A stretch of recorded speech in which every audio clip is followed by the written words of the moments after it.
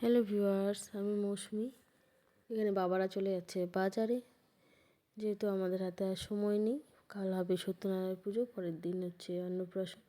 এখানে অন্নপ্রাশনের গেটও হয়ে গেছে, লাইটিং দিয়ে গেট করেছে, পরে ফুল দিয়ে সাজিয়ে দেবে। ওরা চলে গেলার জন্য মা এখানে দুগ্গা দুগ্গা করে দিচ্ছে। পাশে আসতে দেখি পাশের বাড়িতে একটা মাছ কাটছিল, পুকুরে মাছ ধরেছে, বসে বসে মাছ কাটছে। বেশ কাতলা মাছ, রুই মাছ, অনেকগুলোই মাছ ছিল। এখানে আমাদের প্রায় কমপ্লিট প্যান্ডেল। এটা ছিল খাওয়া দাওয়ার প্যান্ডেল, পাশে এখানে হবে বসার প্যান্ডেল।